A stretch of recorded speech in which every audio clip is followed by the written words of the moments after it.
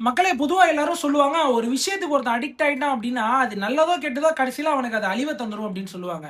இப்ப நம்ம இந்த காலகட்டத்துலங்க கணவன் வந்து எதனா வந்து அஃபேர் போறது, இல்ல மனைவி எதனா அஃபேர் போறது, இது எல்லாமே நார்மலா பண்ணிட்டானுங்க. எல்லாரும் செஞ்சுட்டு தான் இருக்கானுங்க. இப்ப இதுக்கு மத்தியில இந்த கணவன், மனைவி 2 பேருமே ஒரு கேவலமான விஷயத்த அடிக்ட் ஆன பிறகு, நடந்த ஒரு பயங்கரமான சம்பவத்த பத்தி தான் கேட்க போறோம். இந்தியாலயே இந்த சம்பவத்த பத்தி நீங்க யார்ட்டயுமே கேட்டுருக்க மாட்டீங்க. நம்ம முழு ஆதாரத்தோட இதுல விளக்க போறோம். இதுல முக்கியமான விஷயம் என்னன்னு வைங்களேன், கோர்ட்ல இதுக்கு ஒரு தீர்ப்பு குடுப்பாங்க. இந்த தீர்ப்ப உலக வரலாற்றுல யாருமே குடுத்திருக்க மாட்டாங்க. கண்டிப்பா இந்த தீர்ப்ப பார்த்த பிறகு உங்களோட ரத்தம் கொதிக்கும் அப்படின்றது தான் ஒரு நிதர்சனமான உண்மையே.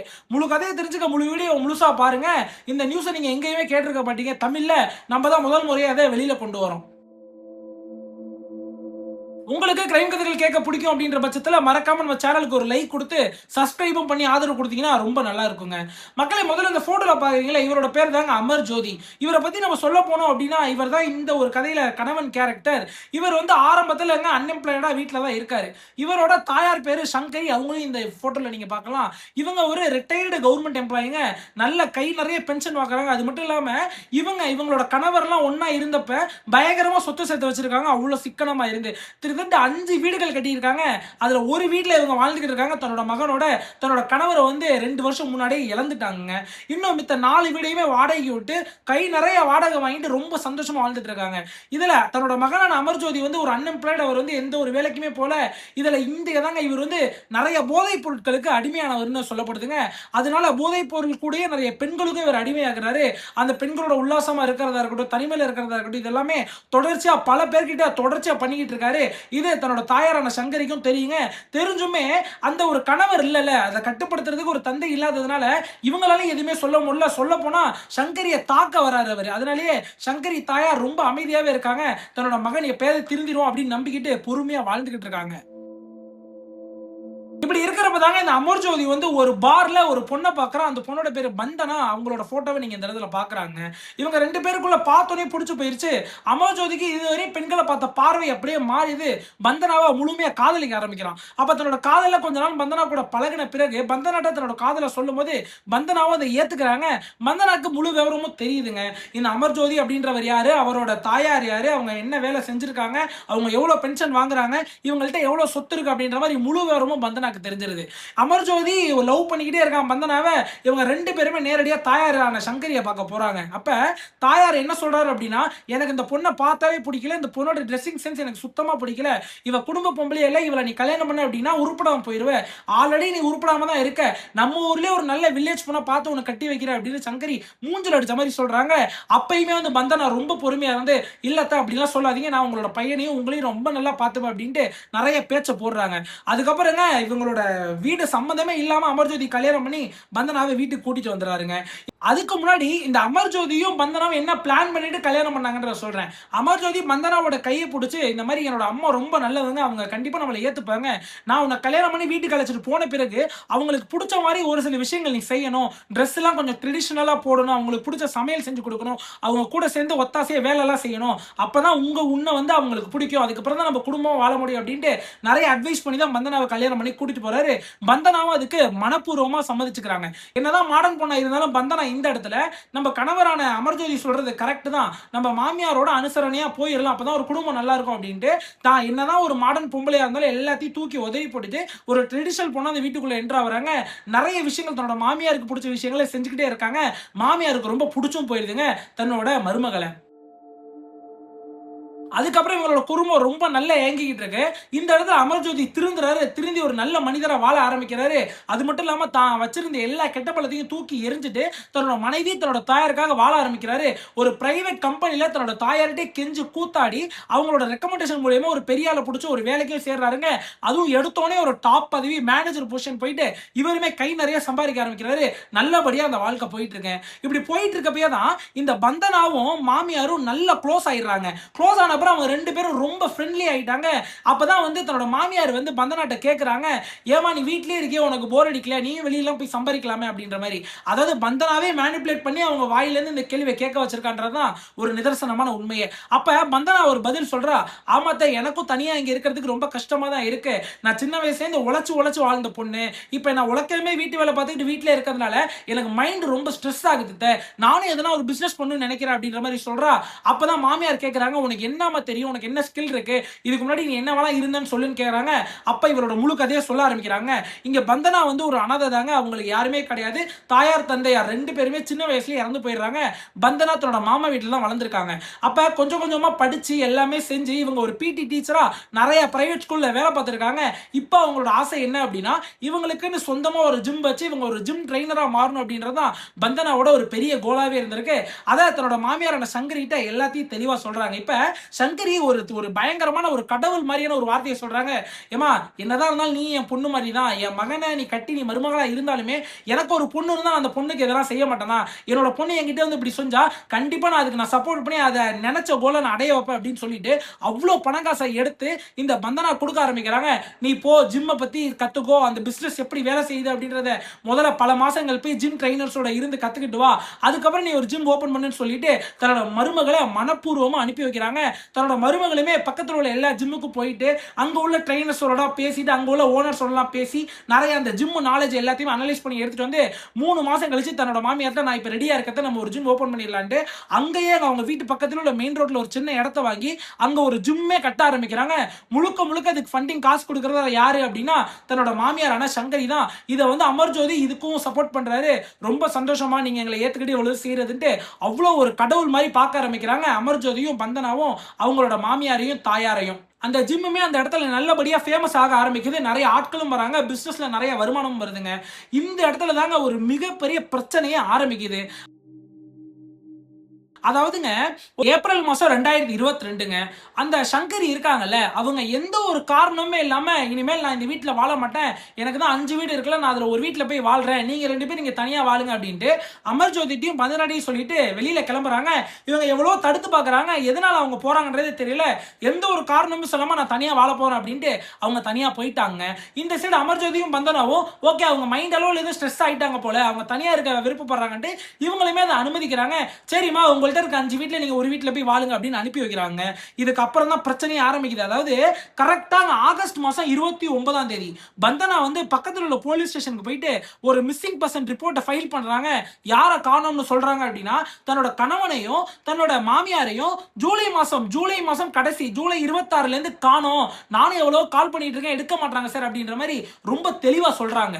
அப்ப போலீஸ் கேக்குறாங்க, ஏன் நீ இத்தனை நாள் வந்து நீ வந்து கம்ப்ளைண்டே கொடுக்கல, ஜூலை 26 காணா போயிட்டாங்கன்னு சொல்லிட்டு நீ ஆகஸ்ட் 29 வந்து கம்ப்ளைண்ட் கொடுத்திருக்க அப்படின்ற மாதிரி கேட்க ஆரம்பிக்கிறாங்க.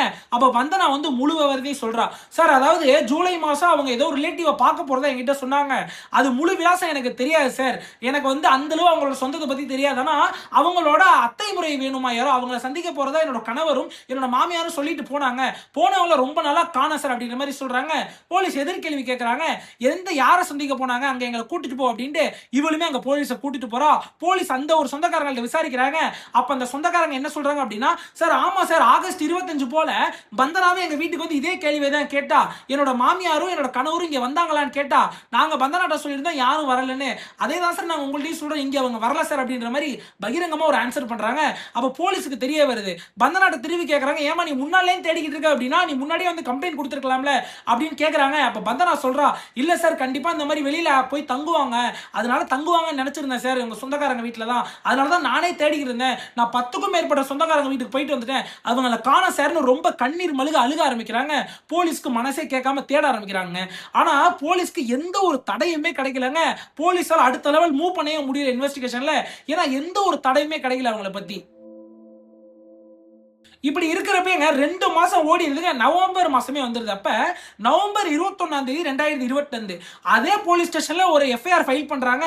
யாரு அப்படின்னா அந்த மாமியார் கேரக்டர் இருக்காங்களா சங்கரி, அவங்களோட சொந்தக்காரவங்க ஒரு தங்கச்சி நிர்மலா தேவி அப்படின்றவங்க போலீஸ் ஸ்டேஷனுக்கு போயிட்டு, சார் இந்த மாதிரி என்னோட அக்கா தான் வந்து சங்கரி வேணும், அவங்க எனக்கு வந்து அவங்களோட ஏடிஎம் கார்டுலாம் கொடுத்துருந்தாங்க, நான் அதுல இருந்து பணம் எடுத்துக்கிட்டு வருவேன், இப்ப பண பரிவர்த்தனை அதுல அதிகம் ஆயிருக்கு சார், நான் அந்த பணமே எடுக்கல சார், யாரு எங்க இருந்து எடுக்கிறாங்கன்னே தெரியல சார் அப்படின்ற மாதிரி பகிரங்கமா ஒரு குற்றச்சாட்டு வைக்கிறாங்க. வைக்கிறப்ப உங்களுக்கு யார் மேல சந்தேகம் இருக்குன்னு போலீஸ் கேட்கிறப்ப இந்த நிர்மலா என்ன சொல்றாங்க அப்படின்னா, சார் அந்த மருமகள் மேலதான் சார், அந்த பந்தனா அப்படின்றவ மேலதான் எனக்கு சந்தேகமா இருக்கு. அவ தான் கிட்னாப் பண்ணி வச்சுட்டா போல, தன்னோட கணவனையும் தன்னோட மாமியாரையும் அவளே கிட்னாப் பண்ணி வச்சிருக்கா, நாங்க சந்தேகப்படுறோம் அப்படின்ட்டு பகிரங்கமா ஒரு கம்ப்ளைண்ட்டையும் ஃபைல் பண்றாங்க. இந்த சைடு போலீஸ் ஸ்டேஷன்ல இருந்து பந்தனாவை கால் பண்ணி கூப்பிடுறாங்க. கால் பண்ணி கூப்பிட்டு விசாரிச்சுட்டு இருக்கப்பே, சார் என்னோட மாமியார் எனக்காக கொடுத்த ஏடிஎம் கார்டு, நான் அதுல இருந்து பணம் எடுக்கிறேன், இதுல என்ன தப்பு இருக்குன்னு சொல்றா. அது மட்டும் இல்லாம நிர்மலா சொல்றது முழுக்க முழுக்க தப்பு சார், நான் அந்த ஏடிஎம்ல நிர்மலா சொல்ற ஏடிஎம்ல போய் நான் பணமே எடுக்க கிடையாது அப்படின்ற மாதிரி ரொம்ப தெளிவா சொல்லிடுறா. இப்ப இந்த சைடுல போலீஸ்க்கு மண்டே பிச்சுக்கிறாங்க. ஏன்னா ஒருத்தவங்களை காணா போய் 2 மாசம் ஆகுது, எந்த ஒரு தடையுமே கிடைக்கல. இப்ப திடீர்னு இந்த மாதிரி விஷயங்கள்லாம் நடக்குது அப்படின்ட்டு போலீஸ் பொறுமையா அனலைஸ் பண்ண ஆரம்பிக்கிறாங்க. இப்படி அனலைஸ் பண்ணிக்கிட்டு இருக்கப்பயே பந்தனா பெரிய பெரிய லாயருக்கு செலவு பண்ணி பந்தனா ஒரு கேஸ் திருப்பி ஒரு ஃபைல் பண்றா. யார் மேல அப்படின்னா அந்த நிர்மலா தேவி அப்படின்றவங்க மேல. அவங்க என்னோட மாமியார் ஏடிஎம்ல இருந்து நிறைய பணம் எடுத்திருக்காங்க, அதுக்கெல்லாம் ஆக்ஷன் எடுக்கணும் அப்படின்ட்டு நல்லா கரெக்டான ப்ரூஃப் எல்லாம் போட்டு அவங்க மேல ஒரு கேஸ் கொடுக்குறா. இதையுமே அவங்க எடுத்துக்கிறாங்க. அப்ப போலீஸ்க்கு ஒண்ணுமே புரியல. அப்பதான் நம்ம சிசிடிவி செக் பண்ணி பார்க்கலாமே அப்படின்னு போலீஸ் சிசிடிவி செக் பண்ண போறாங்க. அந்த ஏடிஎம் சுத்தி எந்த ஒரு சிசிடிவி ஆக்டிவா இல்லைன்றது போலீஸ்க்கு தெரியுது. அப்படியுமே சுத்தி உள்ள தெருக்கெல்லாம் வச்சு அப்படியே செயின் பண்ணி பாக்குறாங்க. இந்த யாரு சங்கரி வீட்ல இருந்து அந்த ஏடிஎம் வரையும் ஃபுல்லா அந்த செயின் ஆஃப் சிசிடிவி ஒரு தெருல இருந்து 2 தெரு ஃபுல்லா அனலைஸ் பண்ணி பார்த்ததுல அந்த டிரான்சாக்ஷன் டைமிங் எல்லாம் வச்சு நோட் பண்றதுல யாரு பணம் எடுத்தான்னு தெரிய வந்துச்சு அப்படின்னா பந்தனா தான் அதுல இருந்து அதிகப்படியான பணம் வித்ரா பண்ணிருக்கான்றது தெரிய வருது.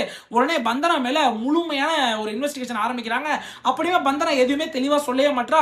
திருப்ப அவங்கள காணோன்ற அது மட்டும் தான் சொல்லிக்கிட்டு இருக்கா. ஏன் மாமியாரோட பணத்தை மருமகள் எடுத்து யூஸ் பண்ணக்கூடாதுன்ற ஒரு கரெக்டான கேள்வியை போலீஸ் கேட்டுக்கிட்டே இருக்கா. உடனே போலீஸ் முடிவு பண்றாங்க, இவள்கிட்ட கேட்டாலும் எதுவுமே ஆகாது, நம்ம இவங்களோட சுற்றார் உறவினர் போய் கேட்கலாம் அப்படின்ட்டு இவங்க வாழ்ந்த வீட சுத்தி போய் இன்வெஸ்டிகேஷன் பண்ண ஆரம்பிக்கிறாங்க. நிர்மலா தேவி மேலேயும் உங்களுக்கு சந்தேகம் இருக்கு, போலீஸ்க்கு பந்தனா மேலேயும் சந்தேகம் இருக்கு. 2 பேர்கிட்டயுமே 2 தனிப்படை அமைச்சு 2 பேரை மட்டுமே சுத்தி பேக்ரவுண்ட் வெரிஃபிகேஷன் பண்ண ஆரம்பிக்கிறாங்க. முழுக்க ஃபர்ஸ்ட் சந்தேகம் நிர்மலா தேவி மேலே தான். அவங்கள ஃபுல்லா செக் பண்ணதுல அவங்க ரொம்ப கிளீனா இருக்காங்க. எந்த ஒரு எவிடன்ஸ், எந்த ஒரு தடையும், எந்த ஒரு லீடுமே அவங்க சைடுல. ஆனா இந்த பந்தனா சைடு விசாரிக்கிறப்ப தான் நிறைய விஷயம் தெரிய வருது. பந்தனாவோட கேரக்டர் ஒரு கேவலமான கேரக்டர், பல ஆண்கள் கூட பழகுறாவ. அது மட்டும் இல்லாம பல ஆண்கள் இந்த ஒரு டைம் ஃப்ரேம்ல இவங்க காணாம போய் கொஞ்ச நாட்களா அந்த வீட்டுக்கு அடிக்கடி வந்துகிட்டு இருக்கிறது எல்லாமே சுற்றார் உறவினர் எல்லாருமே சொல்றாங்க. அப்ப ஒரு முக்கியமான டீடைல் ஒன்னு சொல்றாங்க. அதாவது ரீசெண்டா அந்த பந்தனா வாழ்ந்த வீட்டு மாடியிலேருந்து கருப்பான புகைகள் நிறைய வந்துச்சு சார். ரொம்ப நேரம் வந்துச்சு. நான் கூட என்னவோ ஏதா இருக்குன்னா அவ கீழே வரப்ப இறங்கி கேட்டேன், ஏன்னா மாடியிலேருந்து தீ பிடிச்சிருச்சா இவ்வளவு புகை வருதுன்னு கேட்டேன். அப்பாவை சிரிச்சுக்கிட்டே சொன்னா, சார் இல்ல குப்பையை கொளுத்தி விட்டேன் அப்படின்னு சொன்னா. இது எனக்கு அப்பயே ஒரு மாதிரி சந்தேகமா இருக்கு சார். ஏன் சார் குப்பையை கொளுத்துறவங்க ரோட்ல ஓரமா வச்சு கொளுத்தி பார்த்திருப்போம், தெருவில் ஓரமா வச்சு கொளுத்தி பார்த்திருப்போம், ரூஃப் டாப்ல போய் யாரா கொளுத்துவாங்களா சார் அப்படின்ற மாதிரி ஒரு உறவினர் பக்கத்தில் உள்ள ஒரு லேடி சொல்றாங்க. இதை கேட்டு அதிர்ச்சியான போலீஸ் நேரடியா வீட்டுக்குள்ள போயிட்டு டாப் ஃப்ளோர் போயிட்டு ரூஃப்ல பாக்குறாங்க. எந்த ஒரு தடையுமே இல்லைங்க. அங்க ஒரு எரிச்சதுக்கான எந்த ஒரு ஆதாரம் எதுவுமே இல்லைங்க. திருப்பி வந்து நெய்பர்கிட்ட பொய் சொல்றீங்களான்னு கேக்குறாங்க. நான் ஏன் சார் பொய் சொல்ல போறேன், நான் பார்த்ததுதான் சொல்றேன் அப்படின்னு சொல்லிட்டாங்க. எங்க கணவரும் மாமியாரும் காணாம போயின்னு கம்ப்ளைண்ட் கொடுத்தது வந்து ஆகஸ்ட் 29, 2022. இப்ப பிப்ரவரி 14, 2023 வந்துருச்சு. இது ஒரு எந்த ஒரு தடையும் கிடைக்கல. இந்த இன்வெஸ்டிகேஷன் இப்படியே போயிட்டே இருக்கு. இப்படி நடந்துகிட்டு இருக்கப்பே பந்தனா கமிஷனர் ஆபீஸ்க்கு போய் ஒரு கம்ப்ளைண்ட் கொடுக்குறா போலீஸ் மேலேயே. இவங்க ஒழுங்கா வந்து நடவடிக்கை எடுக்க மாட்டாங்க, இவங்க தேவையில்லாம என்ன சந்தேகப்படுறாங்க, இதை சிபிசிஐடிக்கு மாத்துங்க அப்படின்ற மாதிரி கமிஷனர் ஆபீஸ்ல போய் கம்ப்ளைண்ட் கொடுத்துருக்கா. அப்ப உடனே அங்கே இன்னும் ஒரு சில தனிப்படைகள் அமைச்சு பிப்ரவரி 19 இந்த ஒரு இன்வெஸ்டிகேஷனை தீவிரம் அடைக்க செய்யறாங்க. அப்ப பந்தனா பிடிச்சுதான் முழுமையான கேள்விகளை கேட்க ஆரம்பிக்கிறாங்க. அதுல நிறைய மாத்தி பேசுறா, டைமிங்லாம் மாத்தி சொல்றா, நாட்கள் மாத்தி சொல்றா. அதுல தெளிவா தெரிஞ்சிருச்சு இவன் மேலதான் தப்பு இருக்கு அப்படின்ட்டு. உடனே இவளோட போன் எடுத்து செக் பண்ணி ஒரு 2 நபர்களை கைது பண்றாங்க. அந்த 2 நபர்களோட பேர் என்ன அப்படின்றத சொல்லிடுறேன். அரூப் தேக்கா அப்படின்றவன் அவனுக்கு 27 வயசு, தனதி தேக்கா அப்படின்றவன் அவனுக்கு 32 வயசு, இவளுக்கு இந்த பந்தனாக்கு எவ்வளவு வயசு அப்படின்னா 31 வயசு. இவனுக்கு 3 பேருமே ரொம்ப க்ளோஸ் ஃப்ரெண்ட்ஸ் அப்படின்றது போலீஸுக்கு தெரிய வருது. இப்ப அவனுக்கு அந்த இன்வெஸ்டிகேஷன்ல என்ன நடந்துச்சு, அவனுக்கு என்ன செஞ்சானுங்க, எதை போலீஸ்ல ஒத்துக்கிட்டானுங்கன்ற முழு விவரத்தையும் சொல்றேன். என்னதான் நடந்துச்சு அந்த கணவருக்கும் அந்த மாமியாருக்கும் சொல்றேன், தெளிவா கேட்டுக்கங்க. அதாவது இந்த பந்தனாவோட கேரக்டர் பாத்தீங்கன்னு வைங்களேன், பந்தனா வந்து ஒரு விஷயத்தை அடிக்டா இருக்கா. எதுக்கு அப்படின்னா ஒருத்தவங்க கூட தனிமையில இருக்கிறது, ஒருத்தவங்க கூட உல்லாசமா இருக்கிறதுக்கு ரொம்பவே பந்தனா அப்படின்ற அடிக்டா இருந்திருக்காங்க. அதாவது இவரை இந்த ஜோதியை கல்யாணம் பண்றதுக்கு முன்னாடில இருந்தே அவர் அடிக்டா தான் இருந்திருக்கா. அமர் ஜோதியை எதுக்காக கல்யாணம் பண்ண அப்படின்னா முழுக்க காசுக்காக மட்டும்தான். ஏன்னா அமர் ஜோதி ஆரம்பத்துல பழகிறப்பே அவனோட முழு டீடைல்ஸ், அவனோட பர்சனல் விஷயம், அவனோட பினான்சியல் விஷயம், அவனோட சொத்து மதிப்பு எல்லாத்தையுமே இவள்கிட்ட சொல்லிட்டான். அதனால இவ முழுக்க காசுக்காக மட்டும்தான் அந்த அமர் ஜோதியை கல்யாணம் பண்ணியிருக்கா. இருந்தாலுமே அவளுக்கான அந்த அடிக்ஷனை அவளால ஸ்டாப் பண்ண முடியல. இவ எதுக்காக தெரியுமா ஜிம்மே திறந்திருக்கா, இந்த மாதிரி பல ஆண்கள் ஆண்களோட இவ வந்து பழகணும், பல ஆண்களோட தனிமையா இருக்கணும்னு தான் அவ ஜிம்மே ஓபன் பண்ணியிருக்கா. அவ ஜிம் ஓபன் பண்ணி சக்சஸ்ஃபுல்லா அவ நினைச்சது செஞ்சுட்டே வந்திருக்கா. ஏங்க 200க்கும் மேற்பட்ட ஆண்கள் அப்படின்னு சொல்லப்படுதுங்க இந்த லோக்கல் ரிப்போர்ட்ஸ் படி. இப்படி இருக்கிறப்ப இதெல்லாம் தெரிஞ்சுதான் அந்த மாமியார் அவங்களால எதுவுமே சொல்ல முடியாம இது வெளியில தெரிஞ்சா ரொம்ப அசிங்கமாயிருமேனு அவங்க தெரிஞ்சுமே தெரியாத மாதிரி அந்த வீட்டுல வாழ்ந்திருக்காங்க. இதுக்கு மேலே நம்மளால அதை சகிச்சுட்டு வாழ முடியாது அப்படின்னா அவங்க சண்டை போட்டு இடையில போயிருக்காங்க. தன்னோட மகன்கிட்ட கூட அவங்க இதை பத்தி சொல்லலை. ஏன்னா ரொம்ப காதலிச்சு கல்யாணம் பண்ணா, சண்டை போட்டு கல்யாணம் பண்ணா, இதெல்லாம் தெரிஞ்சா அவனோட உயிரை அவனே மாய்த்துப்பான்னு பயந்துதான் இதெல்லாம் அவங்க சொல்லாமே அந்த வீட்டை விட்டு கிளம்பி போயிருக்காங்க. இப்ப ஜூலை மாசம் என்ன நடக்குது அப்படின்னு சொல்றேங்க. ஏங்க கரெக்டா ஜூலை 20ஆம் தேதி 2022ங்க. வழக்கம் போல அமர்ஜோதி ஒரு பிரைவேட் கம்பெனில மேனேஜரா வேலை பார்க்கறான்னு சொல்லியிருந்தேனே, அந்த கம்பெனி காலையில 8 மணிக்கே தன்னோட பைக்கை எடுத்துட்டு கிளம்பி போயிடுறாருங்க. கம்பெனிக்கு போனவர் அன்னைக்கு வேலை இல்ல, நம்ம வீட்டுக்கு போய் ரெஸ்ட் எடுக்கலாம் அப்படின்னு ரிட்டர்ன் வராரு. அப்ப இவங்க வீட்டு வாசல்ல ஒரு டாக்ஸி நிக்குதுங்க. என்னடா வந்து எல்லோ போர்டு போட்ட டாக்ஸி நம்ம வீட்டு வாசல்ல நிக்குது, நம்மளோட மனைவி வந்து ஜிம் போறதுக்கு வந்து கேப கூப்பிட்டுருப்பாங்கன்னு யோசிச்சுக்கிட்டு ஒரு விஷயத்தை நோட் பண்றாரு. சரி, நம்ம தான் நம்ம மனைவிக்கு புல்லட் பைக் வாங்கி கொடுத்துருக்கோமே, அவ பைக்ல தானே ஜிம்ல போயிருப்பா, சரி பைக் நிக்கிதான் பார்க்கலாமே அப்படின்ட்டு அந்த கதவுல வெளி கேட்ல காம்பவுண்ட் வெளில இருந்து எக்கி பார்க்கறாரு. உள்ளுக்குள்ள பைக்கும் நிக்குதுங்க. என்னடா உள்ளுக்குள்ள பைக்கும் நிக்குது, வெளியில ஒரு டாக்ஸி நிக்குது, நம்ம வீட்டுக்குள்ள யாரோ போயிருக்காங்க அப்படின்னு யோசிச்சுக்கிட்டு சரி கேட்டை திறக்கலாமே கேட்டை திறக்கறாரு. கேட் வெளியில பூட்டி இருக்கு. என்னடா காம்பவுண்ட் கேட்டை பூட்டவே மாட்டாங்களே, இன்னைக்கு பூட்டி இருக்கு அப்படின்ட்டு அந்த காம்பவுண்ட்ல எகரி குதிச்சு வீட்டுக்குள்ள போறாருங்க. வீட்டோட கதவுமே உள்ளுக்குள்ள தாப்பால் போட்டிருக்கு. இது எல்லாமே தெரிஞ்சுக்கிட்டு ஏதோ இந்த வீட்டுல தப்பு நடக்குதுன்னு தெளிவா இவருக்கு புரிஞ்சிருது. புரிஞ்ச உடனே என்ன செய்யறாரு அப்படின்னா, பின்னாடி இவரோட ரெஸ்ட் ரூம் ஒரு கெஸ்ட்டுக்குலாம் யூஸ் பண்றதுக்கு வெளியில ஒரு பாத்ரூம் கட்டி வச்சிருக்காங்க. அந்த பாத்ரூம் மேல ஈஸியா ஏறிடலாமா, ஏறி குதிச்சா வீட்டுக்குள்ள போயிடலாம்னு சொல்லப்படுது. ஏன்னா வீட்டுல உள்ள பின் கதவு பூட்டாம தான் இருந்திருக்கு. அந்த பாத்ரூம்ல ஏறி கீழே குதிச்சு பின் கதவு வழியா வீட்டுக்குள்ள போறாரு. அப்ப ஒரு கேவலமான சத்தங்கள் இவர் கேட்க ஆரம்பிக்குது இவரோட பெட்ரூம்ல. அந்த பெட்ரூமுக்கு போய் பாக்குறப்ப இவரோட மனைவி அந்த 2 ஆண்களுங்க, அந்த அவங்களோட பேர் சொல்லியிருந்தேன் கேவலம், அரூப் தேக்கா அப்புறம் தனிதி தேக்கா, அவங்க 2 பேர் கூட 3 பேருமே அந்த கட்டில உல்லாசமா இருந்ததை இவர் பார்த்துறாரு. பார்த்த உடனே இவருக்கு மனசு உடைஞ்சு போயிடுறாரு. கத்தி அழுக ஆரம்பிக்கிறாரு, சண்டை போட ஆரம்பிக்கிறாரு. அவனுங்க 2 பேருமே அந்த ட்ரெஸ் எல்லாம் எடுத்து மாட்டிக்கிட்டு ஓட ஆரம்பிக்கிறானுங்க. இவரை புடிச்சு தள்ளி விட்டு இவர் என்னதான் அவனுங்களை பிடிக்க ட்ரை பண்ணாலும் அவனுங்க எல்லாருமே ஓடிடுறானுங்க. இந்த சைடு இவளுமே என்ன செய்ய ஆரம்பிக்கிறா, உடனே நடிக்க ஆரம்பிக்கிறா. பந்தனா எங்க வந்துட்டீங்களா, என்ன காப்பாத்திருங்க, என்ன காப்பாத்துங்கன்னு கத்த ஆரம்பிக்கிறா. இவருக்கு ஒண்ணுமே புரியல. இல்லையே நீ நல்லா சிரிச்சிட்டு தானே இருந்த இவ்வளவு நேரமா, இப்ப என்ன காப்பாத்துங்கன்னு கத்துற, என்ன சொல்ல வர அப்படின்னு கேட்கிறாரு தன்னோட மனைவிட்ட. மனைவி சொல்றா, என்ன முழுக்க முழுக்க எனக்கு ஒரு சில மாத்திரைகள்லாம் கொடுத்து என்ன மயக்கிட்டாங்க, எனக்கு என்ன பண்றதுன்னே தெரியல, அவனுங்க யாருன்னு எனக்கு தெரியலங்க, எனக்கு பயமா இருக்கு, என்ன காப்பாத்துங்கன்ற மாதிரி அப்படியே மாத்தி போட்டு அழுவ ஆரம்பிக்கிறா. இவருக்கு என்ன சொல்றதுனே தெரியல. ஆனா இவளுக்கு தெரிஞ்சிருச்சு இவன் நடிக்கிறா அப்படின்றது. அந்த இடத்துல ஒரு ஒரே வார்த்தை தான் சொல்றாரு. அவர் திட்டல அடிக்கல எதுவுமே பண்ணலங்க. எனக்கு உன்கிட்ட டிவோர்ஸ் வேணும், நான் ரொம்ப சீக்கிரமாவே நான் டிவோர்ஸ் வாங்கிக்க போறேன், எனக்கு இதெல்லாம் பிடிக்காது, இந்த மாதிரி என் வாழ்க்கையில் நடக்கும் நான் நினைக்கல, உன்னை நான் உயிருக்கு உயிரா காதலிச்சேன் அப்படின்ற மாதிரி நிறைய விஷயங்கள் சொல்றாரு. இதை கேட்ட உடனே பந்தனாக்கு தூக்கி வாரி போடுது. காலில் விழுந்து மன்னிப்பு கேட்க ஆரம்பிக்கிறா. மன்னிச்சிருங்க, இது வந்து என்னோட தப்பு கிடையாது, எனக்கு இந்த மாதிரியான மாத்திரைகள் கொடுத்துட்டாங்க, புரிஞ்சுக்கங்கன்னு ரொம்ப அழுவ ஆரம்பிக்கிறாங்க. இருந்தாலும் அவன் என்ன செய்யறான், வீட்டை விட்டு போயிட்டு அவன் விட்டு அந்த எல்லா கெட்ட பழத்துக்கையும் திருப்பி ஆரம்பிக்கிறாங்க.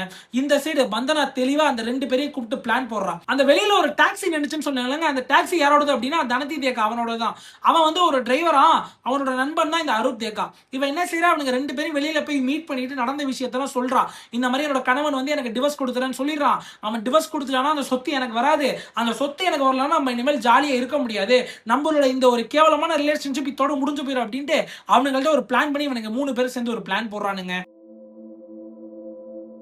அதாவது கரெக்டா ஜூலை 26, 2022ங்க சாயங்காலம் 5 மணி போல பந்தனாவோட மாமியார் வீட்டுக்கு பந்தனா அப்புறம் அந்த 2 மிருகங்கள் இவனுங்க 3 பேரும் சேர்ந்து அந்த இடத்துக்கு போறானுங்க. அங்கிட்டு போறப்ப எதுக்காக போறானுங்கன்றது இப்பயே உங்களுக்கு புரிஞ்சிருக்கும், அவங்களோட உயிரை எடுக்கிறதுக்காக தான். ஏன்னா முதல்ல மாமியாரோட உயிரை எடுத்துடலாம் அப்படின்ட்டு தான் அந்த இடத்துக்கே போறானுங்க. அங்க போயிட்டு அந்த 62 வயசு சங்கரி நிம்மதியா தூங்கிக்கிட்டு இருக்காங்க. தூங்கிக்கிட்டு இருக்காங்க கூட யோசிக்காம அவங்கள பெரிய கம்பியை வச்சு தலையில தாக்க ஆரம்பிக்கிறாங்க. தாக்கினது மட்டும் இல்லாம அங்க உள்ள பில்லோவை எடுத்து அவங்களோட உயிரையும் எடுத்துறாங்க. உயிரை எடுத்த பிறகு அவங்களோட சடலத்தை 3 பகுதியா பிரிச்சு அதை வந்து பிளாஸ்டிக்ல ரேப் பண்ணி அங்க உள்ள ஒரு ஃப்ரிட்ஜ்ல வைக்கிறானுங்க. அந்த ஃப்ரிட்ஜை தள்ளிட்டு வந்து ஹால்ல வச்சு ஃப்ரிட்ஜை ஹையில வச்சுட்டு அந்த ரூம்ல உள்ள ஏசியும் ஹையில வச்சுட்டு அந்த இடத்துல இருந்து கிளம்பி போறானுங்க. அதுக்கு அடுத்த நாள் ஜூலை 27, 2022 நைட்டு 3 மணிக்கு அந்த தனத்தி அவரோட கேபை எடுத்துட்டு வந்து அந்த ஒரு சடலத்தை எடுத்து அந்த கேப்ல வச்சுட்டு அந்த துணியெல்லாம் எடுத்து கேப்ல வச்சுட்டு அந்த ரத்தக்கரை படிச்ச துணியெல்லாம் எடுத்துட்டு அங்கேருந்து ரொம்ப தூரம் மேகாலயா அப்படின்ற ஒரு பகுதிக்கு போறானுங்க. கிட்டத்தட்ட 150 கிலோமீட்டர் தாண்டி அந்த வீட்டுல இருந்து அந்த பகுதிக்கு போயிட்டு ஒரு செங்குத்தான வேகமா உள்ள ஒரு நதியில அந்த ஒரு சடலத்தை தூக்கி எறிகிறானுங்க. எரியறப்ப என்ன செய்யறானுங்க அப்படின்னா, அந்த சடலம் பகுதிகள்லாம் இருக்குல்ல 3 பாதியா பிரிச்ச சடலத்தை அதுல கயிறு கட்டி அதுல வந்து கல்லெல்லாம் கட்டி அந்த லேக்ல தூக்கி போடுறாங்க. ஏன்னா அந்த சடலம் வந்து தரையிலேயே டிராவல் பண்ணா வெளியில யாருக்கும் தெரியாது அப்படின்றதுக்காக. இது எல்லாம் முடிச்சுட்டு வீட்டுக்கு வரானுங்க. அதுக்கப்புறம் ஒரு சில பிளான்லாம் போட்டுக்கிட்டே இருக்கானுங்க. இன்ன வரையும் யாருக்குமே என்ன நடந்துச்சு அப்படின்றது யாருக்குமே தெரிய வரலங்க.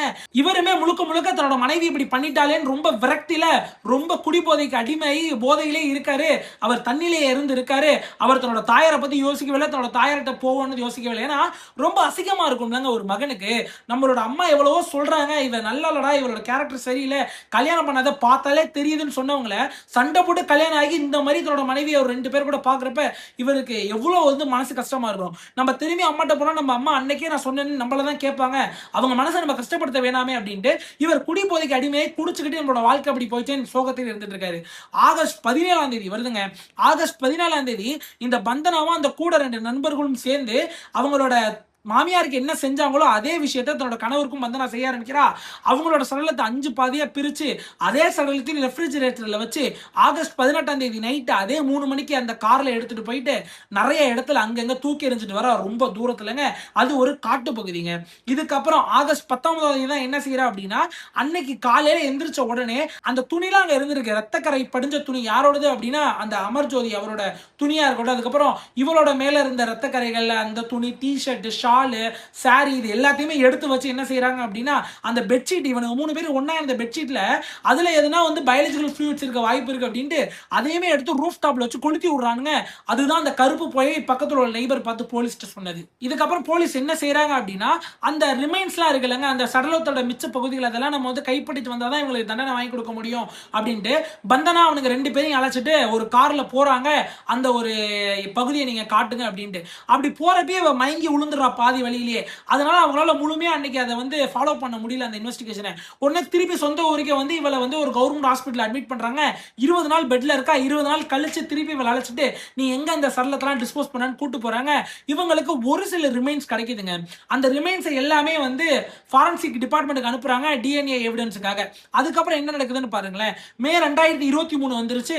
1400 பேஜுக்கு சார்ஜ் ஷீட் ஃபைல் பண்ணி போலீஸ் இவங்களுக்கு தண்டனை வாங்கி கொடுக்கணும்னு ட்ரை பண்றாங்க. ஆனா கோர்ட்ல எல்லாமே மாறி போயிருச்சுங்க. அதாவது நவம்பர் 2023 இவங்களுக்கு பெயில் கொடுக்குறாங்க. எதனால அப்படின்னா, அந்த ஃபாரன்சிக் சயின்ஸ் லெபார்டரி இருக்குல்லங்க, அந்த ரிப்போர்ட்ஸ்லாம் வந்து ரொம்ப லேட்டா வந்து கோர்ட்ல சப்மிட் பண்ணிட்டாங்களாம். அந்த பாடி பார்ட்ஸோட ரிப்போர்ட்லாம். ஏன்னா அந்த ரிப்போர்ட் எடுக்கிறதுக்கே இவ காலதாமதம் பண்ணிட்டா. ஏன்னா ரொம்ப நாள் கழிச்சு தான் வந்து ஃபர்ஸ்ட் கம்ப்ளைண்டே கொடுத்தா. அதுக்கப்புறம் அதை எடுக்க போறப்பயும் வந்து உடம்பு முடியல அப்படின்னு ஒரு 20 நாள் வேஸ்ட் ஆகுனா, அதுக்கப்புறம் வந்து லேப் அதெல்லாம் எடுத்து அதை செக் பண்றது ரொம்ப கஷ்டமா இருந்துச்சுன்னு சொல்றாங்க. ஏன்னா ரொம்ப காம்ப்ளெக்ஸா இருந்திருக்கு. ஏன்னா ரொம்ப நாள் ஆனதுனால முழுமையாவே டீகம்போஸ் ஆயிருச்சா. அதனால அதுல ரிப்போர்ட் எடுக்கிறதுக்கு ரொம்ப நாளா இருக்கு. அதனால இந்த சைடுல கோர்ட்ல வந்து அதை மறுக்கிறாங்க. இவ சைடு வாதாடின லாயருக்கு நிறைய அமௌண்ட் செட்டில் பண்ணிருப்பான்னு நினைக்கிறேன். பயங்கரமா வாதாடி இருக்காங்க. அதனாலே முழுக்க முழுக்க தீர்ப்பு இவ பக்கம் சாயுது. இவளுக்கு பெயிலும் கிடைக்குதுங்க. இப்ப லோக்கல் ரிப்போர்ட்ஸ் படி என்ன தெரியுமா சொல்றாங்க, இன்ன வரையும் அவ பெயில தான் இருக்கா. அவளுக்கு ஒரே ஒரு விஷயம் சொல்லியிருக்காங்க, ஊரை விட்டு எங்கேயும் வெளியில போக கூடாது அப்படின்ட்டு. ஏன்னா இவ அடுத்தடுத்து கோர்ட்ல எதனா ஒண்ணு கூப்பிட்டா வரணும் அப்படின்றதுக்காக. இப்ப 2026 வந்துருச்சு. இன்ன வரையும் அந்த 5 ப்ராப்பர்ட்டி இருக்குல்ல, 5 வீடு, அதுக்கு இவ தான் லேண்ட்லார்ட் மாதிரி போயிட்டு வாடகை வாங்குறதா இருக்கட்டும், அதை முழுக்க இவ தான் ஆண்டுகிட்டு இருக்காலாம். கூட அந்த 2 நபர்களை வச்சு அங்க உள்ள லோக்கல் ரிப்போர்ட்டர்ஸ் எல்லாம் சொல்றது. யோசிச்சு பாருங்க, 2 பேரோட உயிரை எடுத்துட்டு ரொம்ப கேவலமான ரிலேஷன்ஷிப் கூட இருந்துட்டு பல ஆண்களோட தனிமையெல்லாம் இருந்திருக்கு.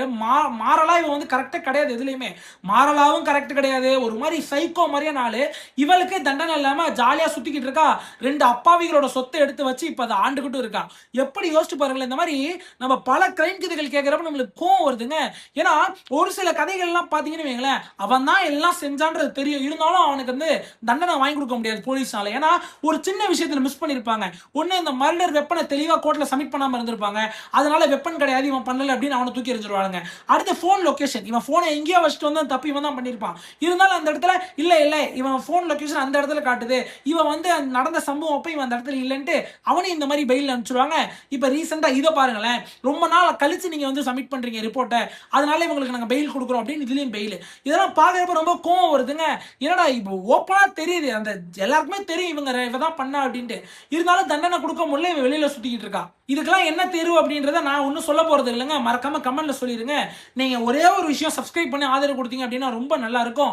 ஒரு லைக் கொடுங்க எங்களோட எஃபர்ட்டுக்கு. நாங்க எங்களால முடிஞ்ச அளவு முழு டைம் ஃப்ரேமோட இந்த ஒரு கதையை வழங்கியிருக்கேன். என்னோட கதை வழங்கும் விதத்துல எதனா குறைகள் இருந்தா மறக்காம கமெண்ட்ல சொல்லுங்க. அதை திருத்திக்கிறேன். நிறைய பேர் சொல்றீங்க ரொம்ப வேகமா பேசாதீங்க, சவுண்டா பேசாதீங்க அப்படின்ட்டு. என்ன பண்றது, நானும் அதை வந்து குறைச்சிக்க ட்ரை பண்றேங்க. நம்மளோட வாய்ஸே அப்படிதான் கணீர் கணீர்னு. நம்ம ஒரு 5-6 வருஷமா யூடியூப்ல இருக்கோம். நம்ம இப்படியே பேசி பழகுறதுனால நம்மளால பொறுமையா பேச முடியலங்க. பொறுமையா பேசினா அப்படியே ரொம்ப ஸ்லோவா இருக்கு. நம்மளால அது செட் ஆகாதுங்க. அதனாலதான் கோச்சிக்காதீங்க. நன்றி, வணக்கம்.